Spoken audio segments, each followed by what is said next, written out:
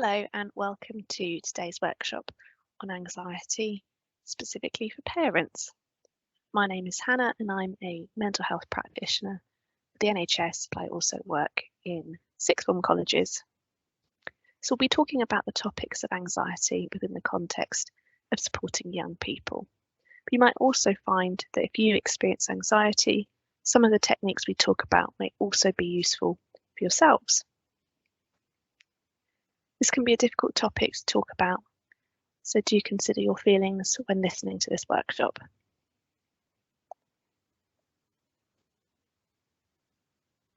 So first of all, what is it that holds young people back from talking about mental health? Why might they not want to talk to their parents about mental health? So have a little think about that. There are lots of different reasons, but here are some of the common ones. Stigma. It's just a topic that sort of people don't talk about if they think in that certain way. It might be that they don't want to worry their parents. They might worry that their parents will blame themselves. A fear of being different.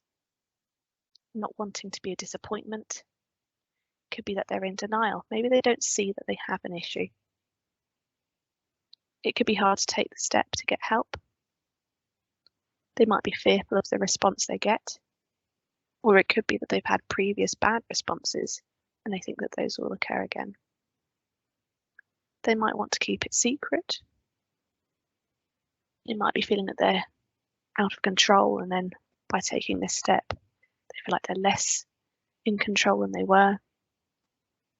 Can you think of any others? But we ourselves can also struggle to bring up the topic of mental health with young people. So why might that be? It might be that we're worrying about our lack of skills. We might be fearful of saying the wrong thing.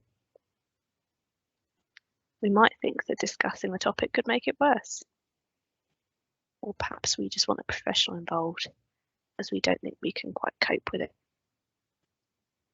But actually, if we're thinking that discussing the topic might make it worse, research has shown that this isn't the case, and actually it's safer to talk about mental health directly.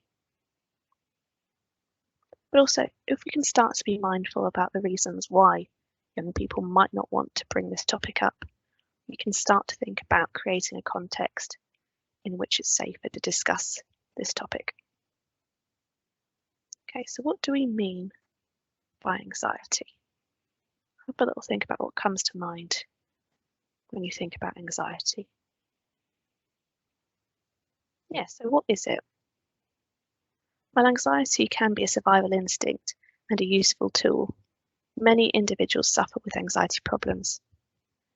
Two key anxiety signs are fear and worry. Fear is a response to a known threat, whereas worry is a feeling of apprehension in response to an unknown threat. Anxiety is a feeling of unease, like a worry or fear, that can be mild or it can be severe. Everyone feels anxious from time to time, and it usually passes once a difficult situation is over. It can make your heart race, you might feel sweaty, shaky, or short of breath. Anxiety can also cause changes in our behaviour, such as becoming overly careful or avoiding things that might trigger that anxiety.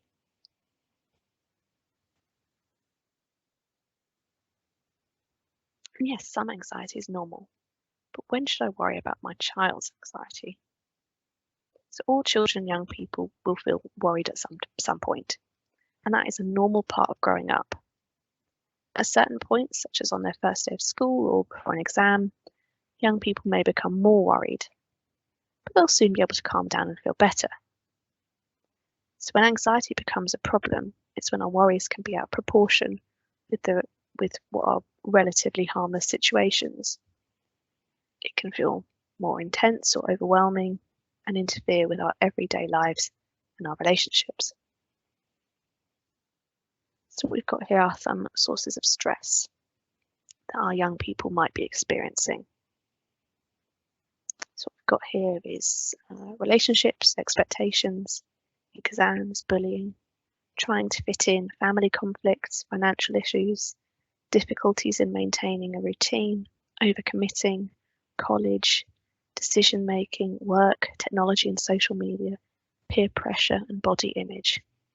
Most young people are going to be affected by at least one of those.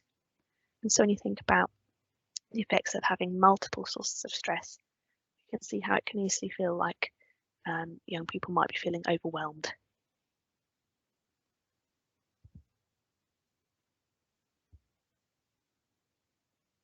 So what we've got here now are different categories of anxiety, because anxiety is more of an overarching term, but there can be different types. So the first one is social anxiety, where you might be anxious in social situations, you worry about what other people think. The next one is generalized anxiety, where you're worried about lots of different things, worried something bad will happen. Then there's separation anxiety, worried about being separated from important people such as a parent or carer. Phobias, fear of particular things. And in the picture there you've got cobwebs, it might be a phobia of spiders. And then panic, a sudden attack where you have physical symptoms, an increased amount of anxiety. And at the bottom there, you've got an equation for what anxiety is. So it's the overestimation of danger divided by the underestimation of ability to cope. So people thinking they can't cope with what is coming their way. Okay, so we've just got a short video now taking us through anxiety, fight, flight, or freeze response. You know what anxiety feels like. We all do. Everyone experiences anxiety in some way or another. It's something that connects all of us together. Why we feel anxiety and what it really is, that may surprise you. Without anxiety, we'd all be in serious trouble. As soon as your brain senses you're in danger, a little piece of it, called the amygdala, kicks in. It gets your body ready to react. That could mean fight, run away, or shut down. It's called the fight, flight, or freeze response. This reaction goes back millions of years to our distant animal ancestors. Animals whose amygdalae were more sensitive to danger were more likely to stay alive and off the menu. Over millions of generations, this developed into the system we all know as anxiety. So you see, anxiety itself is not all bad. But when there's no immediate life or death threat, and your amygdala keeps telling your body that you're in danger, that's when anxiety becomes a problem. Your amygdala doesn't know the difference between getting eaten and public speaking or failing a test. Human society has only existed for a relatively short time. It's messy and complicated and confusing, and our amygdalae just haven't had time to catch up. So sometimes, when we're in uncomfortable situations, our brains misread the risk and overreact. Our hearts beat faster and we breathe heavily, pulling more oxygen into our bodies. The muscles in our arms and legs tense up and fill with blood. Our skin perspires to cool us down. This would all be great if we needed to fight or run, but instead, we just feel tense and sweaty. Sometimes our minds go blank and we feel like we can't move or talk. That would be great if we needed to hide. Instead, we just feel stuck. When things trigger our anxiety, sometimes we try to avoid them, like our ancestors avoiding a predator. But that can cause problems when those triggers are important parts of life, like going to school or meeting new people, things that won't just give up and go away. So how does knowing all this help? Well, it starts with remembering what's really going on. There's nothing physically wrong with you. It's just your amygdala trying to tell you it thinks you're in danger, even if it gets confused about how much danger you're really in. Understanding why we feel anxiety is an important step in learning to manage it.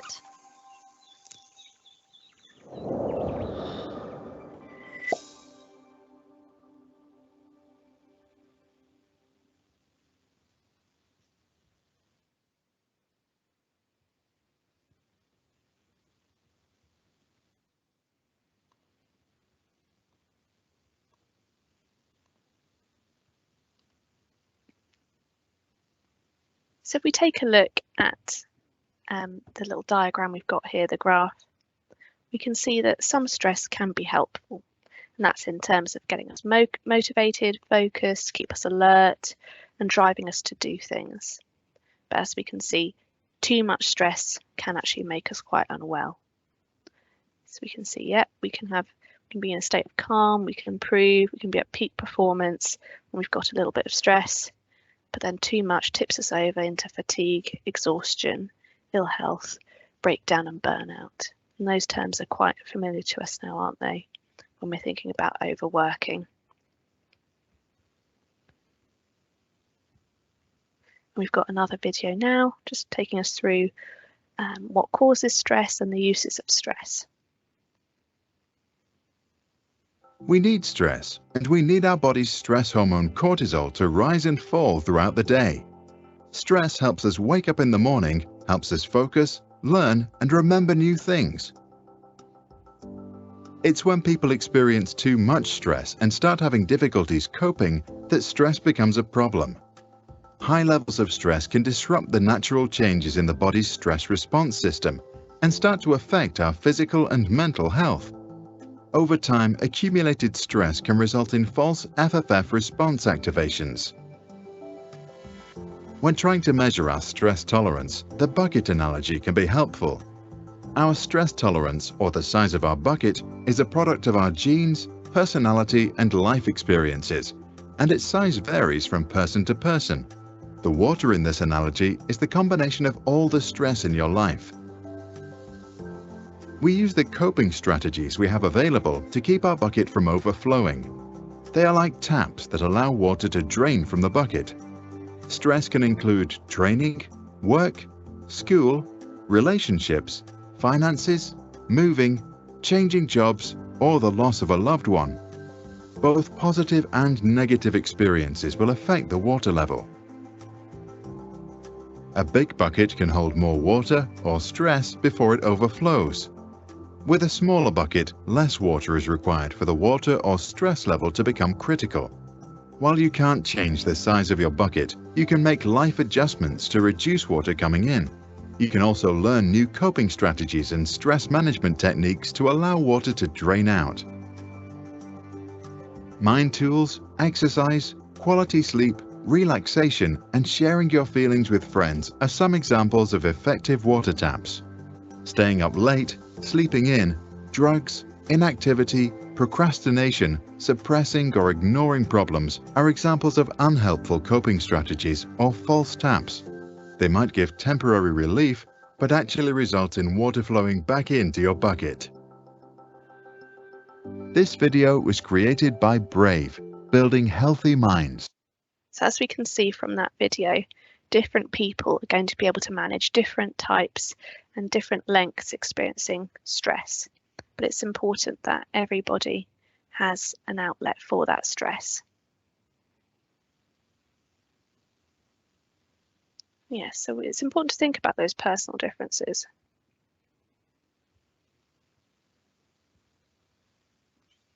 Sometimes we can expect people to experience stress in the same ways that we do. That's not the case. It's important that we don't judge someone's distress by our own responses. It's important to remember that not everyone's going to react in that same way and not react in the same way to particular things. So we might find something much harder than someone else will, and vice versa. So we might think someone's overreacting, or we might think someone's underreacting, but that's just the way that they're able to deal with that situation. But each individual response to distress is to be taken seriously and to be explored curiously, not judgmentally. There's also gender differences in the way that we address particular reactions, or that we expect particular genders to behave in a certain way. And this isn't helpful, and we have to challenge these beliefs. For example, some people think that men don't or shouldn't experience low mood, but actually it's 75% of all suicides in the UK are male. That's really important to consider when we think about low mood and mental health.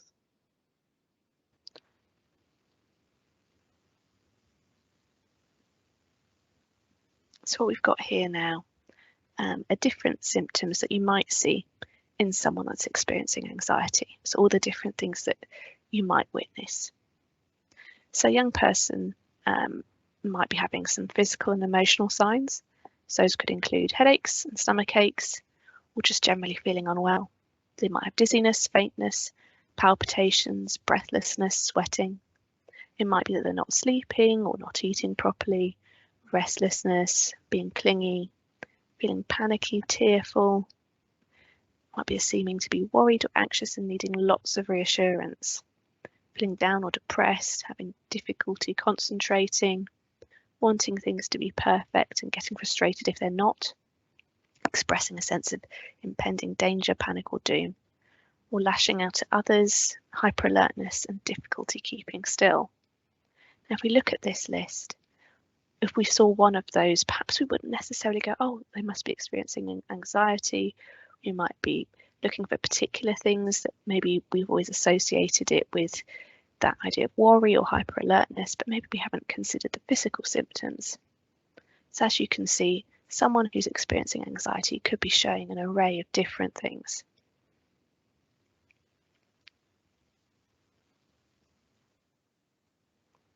For example, say we look at these two particular situations. We could have a student that we're perceiving, or a young person that we're perceiving as snappy and rude, and one that's seeming withdrawn and quiet, but doing really well at college. So we might not even perceive these particular things as issues. We might be seeing that first young person as just disruptive, and the other one is just getting on with their work. But both of them could be experiencing anxiety, but just that they're expressing that differently.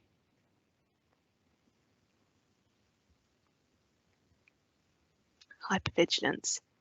So hypervigilance is a heightened state of arousal, stress, or sensitivity to certain sensory stimuli. Often, however, the source of the threat cannot be identified, and the reaction to it feels disproportionate to the reality.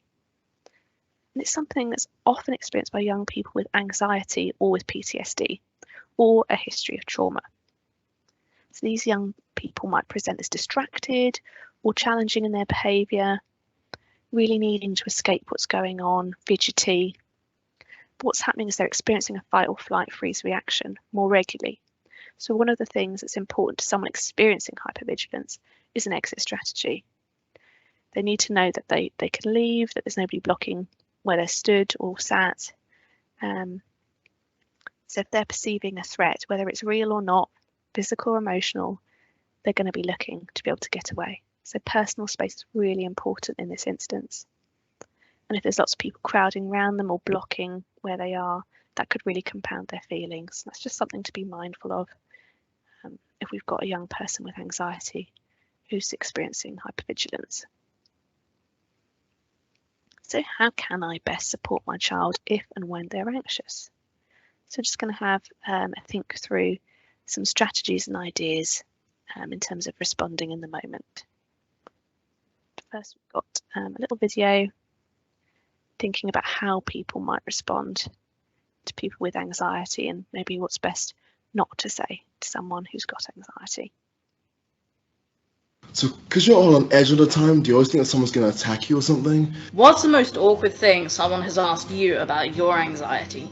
Once I was like shaking and fidgeting, and then someone asked if I was cold and I needed a coat. That was pretty awkward because I was absolutely fine. This guy asked me why I looked so terrified, and I said I have anxiety. And he turned around and said, "Boo." And I looked at him in disbelief. What does it feel like to have anxiety?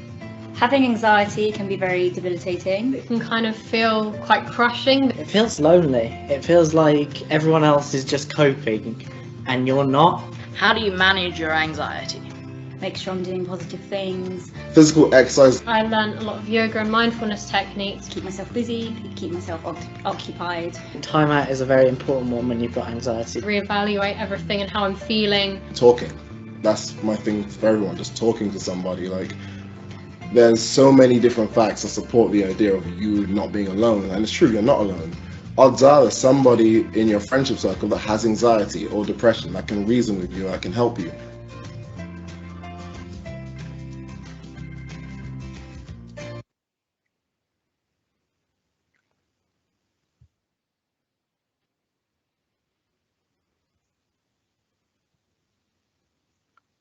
So as we can see from that video, it's really important that we have got people to talk to, and also that we understand it is common, and there are going to be people around us that are experiencing anxiety. And yeah, so if we're going to be thinking about how best to communicate and talk with young people and our children around anxiety, we need to think about our language. So here we've got some of the things that we say, and actually they come from a place of discomfort. They aren't particularly helpful. And we must understand that what our young people are going through is difficult, regardless of our feelings on the matter. So what we've got here is chin up, man up, it'll be okay. Think positive, it could be worse, at least. Can you think of any others? What message do those kind of statements reinforce? It's saying that they need to move past it quickly. And actually they need to work through it and they need to address it. Them moving past something very quickly is more to do with us than to do with them. And things like fake it till you make it. It's important that young people do tell us about how they're feeling and don't feel that they have to pretend. And it's okay to feel rubbish. But these statements are invalidating, and that's not what we want to do. We want to validate our young people and let them know that they're heard and they're cared for. Instead, what you can do is help them to look for the positives that are in their lives and see if they can identify any positives, no matter how small, and perhaps how they can integrate more positives into their day and help them to do that.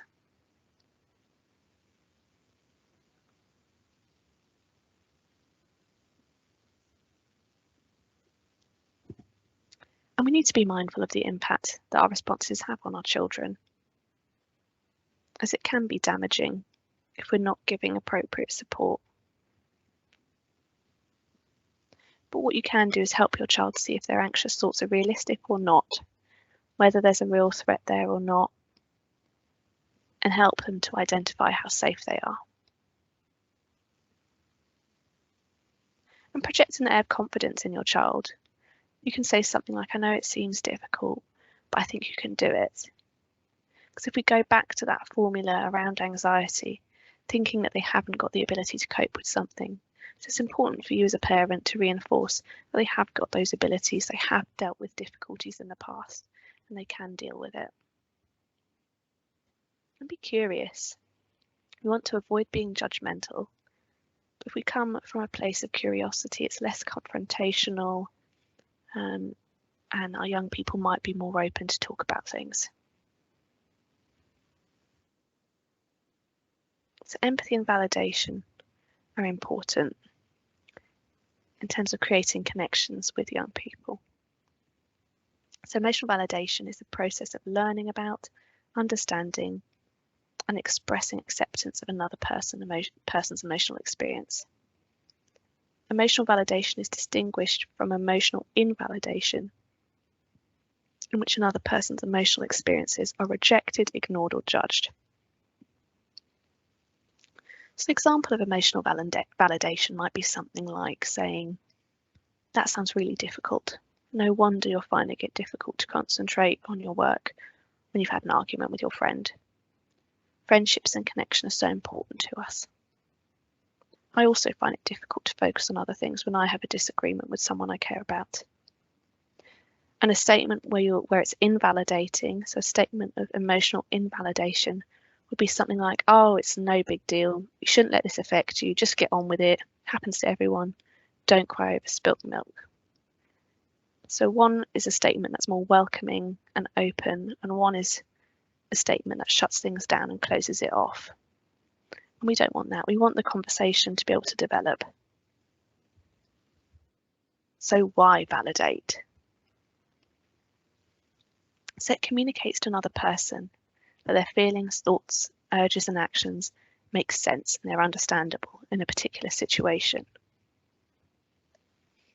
Our young people can learn it's okay to feel that way. It demonstrates empathy, understanding or feeling what the other person is experiencing and communicating that their experience makes sense. Our young people want to know that they're not alone and that they're not that different. It establishes connection, trust, and safety. And these are essential if we want to move a conversation forward and we want our young people to open up. It reduces emotional arousal, so it acts as an emotional reset button. So that means that you can de-escalate a situation, create a sense of calm. A lowered state of emotional arousal is necessary to move to the next stages, so where you can have deeper exploration of the problem through the conversation, or it might be through collaborative problem solving. So we need them to de-escalate if we want to be able to go further and take next steps. But also, if we validate young people's feelings, this is a way of modelling validation, and that's something we want to do. We want our young people to learn emotional literacy through what they see in those around us and them. So if we can show good modelling, we can encourage them to do that in their future relationships.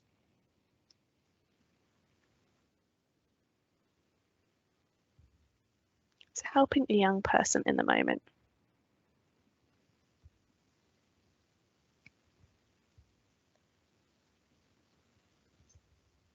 So breathing slowly and deeply together. It's always nice if you can do something together where it's not just one person having to do something. It can also strengthen your relationship if you do things together. So you can count slowly to 5 as you breathe in, and 5 as you breathe out.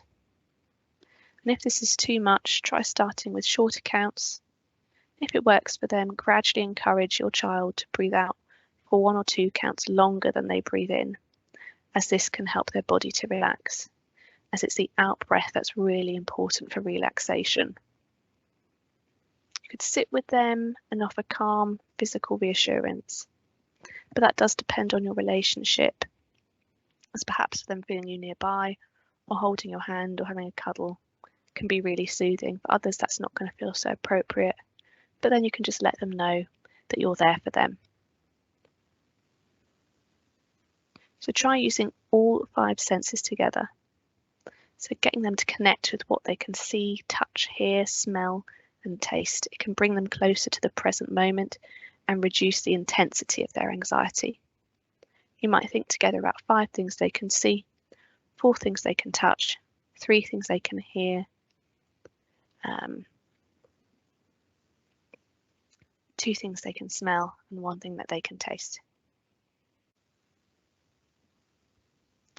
And what you can do is reassure them that this moment will pass, that this anxious feeling will pass. You can ask them to think of a safe and relaxing place or person in their mind, or even a pet. If you haven't tried this before, agree with them when they're feeling calm what this place or person is going to be. It could be their bedroom, a grandparent's house, a favourite place in nature, or somewhere they've been on holiday. Sometimes holding a memento of a relaxing place like a seashell or a pebble can also help and increase that connection. And encourage them to do something that helps them to feel calmer. And that could be running, walking, listening to music, painting, drawing, colouring in, writing in a journal, watching a favourite film or reading a favourite book, trying to connect them to hobbies and their interests. So how to help your child manage their anxiety. So we've thought about things that you can do in the immediate, but you can also think about things that are slightly more long term. So in a calmer moment, do try and talk with your child about anxiety, as it can be difficult if they're experiencing intense feelings to actually have that kind of a conversation. So wait for a calmer moment and see how they're feeling. Consider together whether there is something in particular that's making them feel anxious. As if there is a particular stimuli, you can begin to address what's going on and how your young person can confront that issue in a safe way. Help your child identify the signs in the build-up to anxiety. So is there anything that kind of precedes those big and intense feelings? Think together about activities they enjoy, help them to be expressive and keep them calm. So what can they do instead of having those feelings of anxiety? What might be able to calm them down? What might be able to help distract them? What behaviours that could be integrated into their life? And yeah, try some activities to help them relax. The breathing might be useful, exercise might be useful. There's lots of different relaxation techniques and there's lots of apps as well which can be useful for relaxation. Help them to maintain healthy behaviours that improve mental health. And that can be a balanced diet, a good sleep routine, exercise and socialising. As if those things are out of kilter, they're going to struggle a bit more with their mental health. So if at least their lifestyle is more conducive to good mental health, that might improve their anxiety. Having quality time together, connection is really important.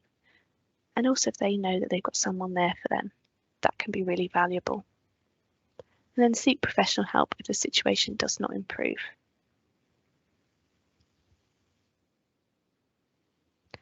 And what we've got here is some pictures from the website Action for Happiness. And so here we've got a calendar that was used for March, but they have calendars for every month with a different theme to try and increase happiness by giving you different resources and ideas around what young people can do to increase their happiness levels in their life. And it just gives you lots of different ideas of things to do.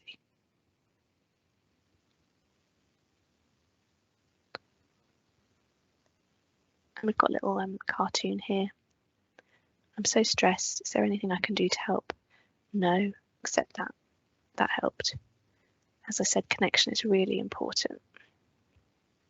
And it can be really difficult when we can see that someone we care about is having a difficult time. But being curious and letting someone know that they've been noticed can be a lot more effective than persistently trying to have a conversation that a young person doesn't want to have. Reassure them that they can talk to you and that you want to talk to them, but you know it might be difficult for them. So we've discussed how to respond to anxiety in the moment. Now let's look at what can be done to address the anxious patterns when they're becoming problematic. So what we can do is be encouraging and supporting to our child to face the feared situations in a safe and stepped way. That can be important and helpful. And we do that because we don't want to have avoidance. Avoidance reinforces anxiety from a behavioural and cognitive perspective. So by avoiding situations, we don't get to realise that the things we're afraid of probably won't happen. Avoidance reinforces anxiety via a number of means, such as preventing the learning and development of skills needed in the feared situation.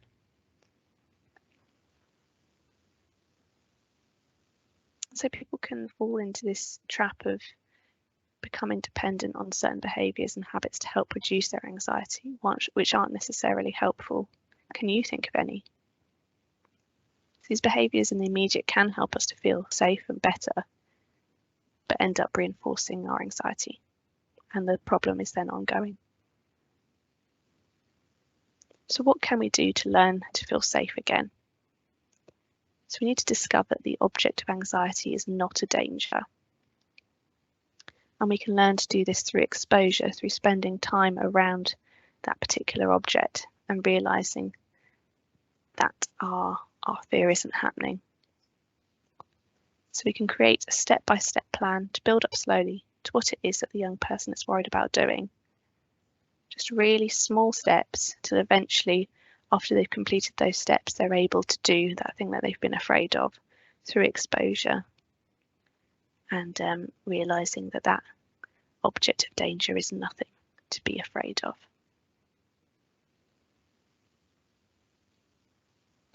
And me time. It's not easy being a parent. It's important that you look after yourself as well as your child. Seek support if you need it and reflect on your own emotional responses. and do encourage independence in your child. So with regards to independence, think about how you can support your child to do something themselves rather than doing it for them. And it's important to acknowledge that sometimes it can be hard being there for someone, but looking after ourselves shows good modelling of self-care and keeping us resilient, as well as enabling us to keep supporting our children.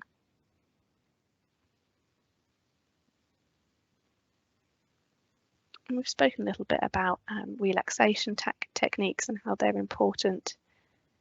And one of the things you can do are breathing exercises. I've got a little video here with some breathing exercises that you can show to young people, as it's quick and easy to access.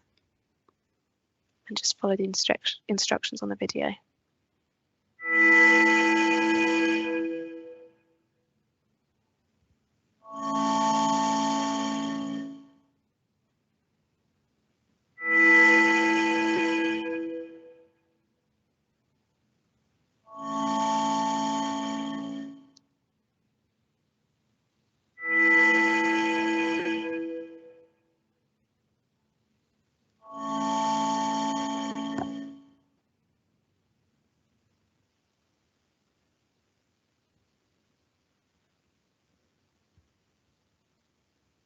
And here we have some important contact details.